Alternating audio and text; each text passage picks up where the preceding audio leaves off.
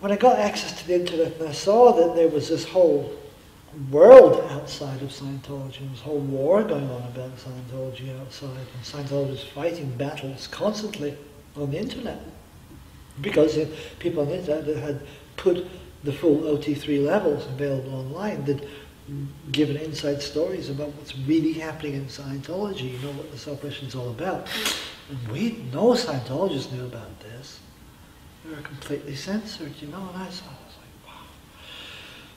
And I saw pictures of Hubbard wearing glasses. Wow, that's incredible.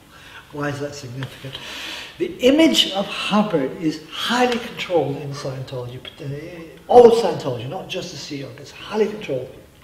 The only pictures we ever see of Hubbard are very carefully airbrushed ones, where he is posed, and he is posed on these pictures wearing these fine uniforms, and he looks grand and wise, and he's looking off to the distant galaxies. You know, these are really controlled pictures of Hubbard, and he never wears glasses because he claimed that his eyesight was healed back in with Duignan Ex back in 1949 or something. I don't know what it was, but so he never had to wear glasses, and he claimed that, you know. And here I saw pictures of Hubbard wearing glasses. Not just that, wearing glasses at a roulette wheel. I go, oh, very, very interesting. And he's got this long hair. Another picture of him, he's looking ill, and his hair is kind of long and scraggly looking, and he looks like drugged. And I read stories of people who worked with him in the 60s telling about his drug taking. So he was popping all the time. And he was writing these wonderful upper levels. He was popping stuff, I don't know what, you know, greys and greens, I think he called them, something like that. That's what, you know, incredible stories about this. And this whole Scientology world began to kind of get really shaken for me. The one correct impression here that might have come across is that I think Scientologists are bad people. No, they're not bad people. They're absolutely not bad people. They're naive people. They're bought into something. Their thoughts and their worldviews and their conclusions about life have been controlled and have been manipulated and perverted, actually. But they are not bad people. If you kind of were dealing with any of them in kind of on a day-to-day level, you know, without any mental Scientology, you think, oh, you know, that's a nice, genuine person, you know, because, you know, they are, and most people are, you know. Scientologists are most people, just a slightly more vulnerable type of most people. But I was working with these guys, and they're terribly intelligent people, just bright, able, good people, suffering for this Scientology material. I mean, really suffering.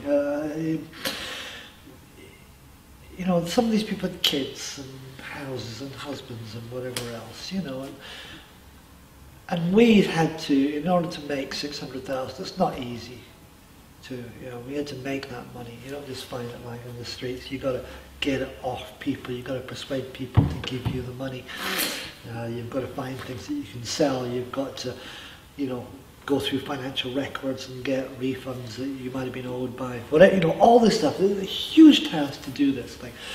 And I felt these people were badly treated. I felt they were, because we were told, you know, look, these are just staff members, and they're just staff members. You know, you're a Sea Org member. You go down there, you have the full authority of the Sea Organization. And the idea was I go down there and I order them to do it. You know, I'm the COSMI, commanding officer SMI.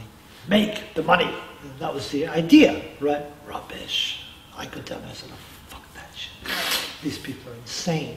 You know, this is my seniors, the Sea Org senior levels, management levels. I find I have to get in there and muck in with these guys, right?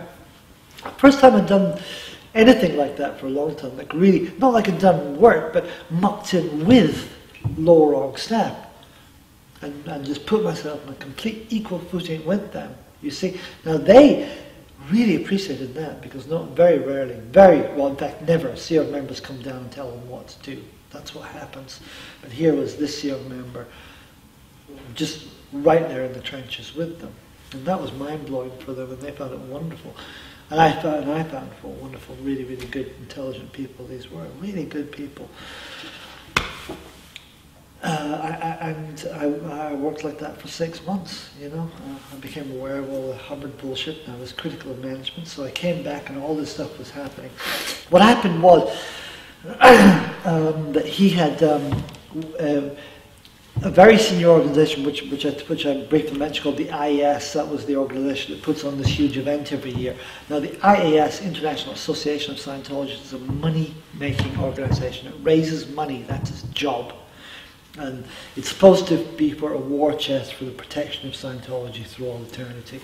In reality, it's basically a income source that's completely off the books. That's really what it is. And it's a huge income source. I mean, every IS event, you'd be talking like 8 million, 10 million, you know.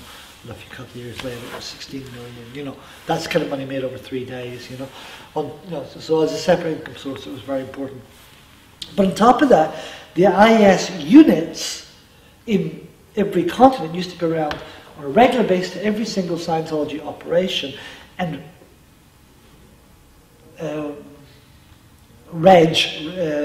a Scientology word for sales, right? But it means to get the money out of people. And they'd hard sell these people to donate money to the IS, you see.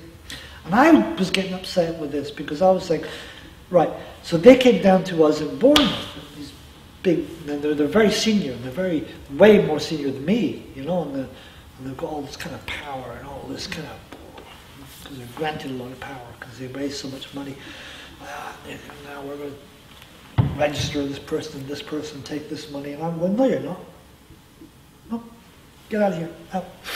Because I'm trying to make 600,000 to save Scientology in the UK, and they go, no, where? And I'm going, I get into almost fist fights with these people, and they're senior executives, which are people, you never do this in the Sea Org. You don't shout back at your seniors. You don't do it. I was. This was a complete breakout of all this conditioning, right? Senior execs on the phone, you're going to let these people do it, and you're going to make them make this money, and you're going to... I'm going, no, I'm not. You can just go and, pardon my language, fuck yourselves. Actually, no. Really pushing back against this. And they gave in. They backed down. They completely backed down. That was it. I won the battle completely. Which was an interesting experience for me because it was undoing a huge amount of conditioning, a huge amount of subservience. It was like I found myself again. I was like, oh, it's not like I was like, oh, I'm great. It's not. It's more like, you know, hey, this is me. You know, they're wrong. Oh, management is wrong. Hubbard's wearing glasses. You know, the whole thing's beginning to shake up a bit. And I'm back at St. Hill. The report obviously went down to some senior execs there. They'd done some investigation on me. They found out me on the internet. They assumed that all my unconditioned self, now this kind of balls you like, you know, oh, fuck you, I'm not taking crap anymore, was because I'd read all the anti-Scientology stuff, and so I was dragged in to a very intense interrogation. It was just, I mean, it was intense isn't the word actually. I've later read about a lady who was run through the same interrogation process, and it's a newish interrogation, so it's this new type of interrogation, and it's designed to drive you insane, to make you crack. You see, that's what it's designed to do. So that you're not dangerous. That's why. So they've been running this thing on me for about 3 weeks solid, and it was horrible. It was frightening. And I suddenly realized, I said, you know what? That's it. No. Enough. And as I said, I'm just, you know, and I looked at this person who was a senior RTC executive, and I said, no, look, I've just built a wall in my head. You can come up to that wall, and you can go no further. I sort of visualize this in myself. And in that was me, and they weren't going to mess with that anymore. I'd built my defenses. And it was really curious. It was so, to this day I find it fascinating. It is not true that every Scientologist understands everything that happens in Scientology. They do not understand the technology of what happens, right? But intuitively they do, right? So these people, the moment I did that, back down. The whole thing just stopped. It was like this, if you can imagine, a mad whirlwind storm, thunder and lightning, bam, bam, bam. And then the moment I did that, it stopped. Everything dead. And they backed off.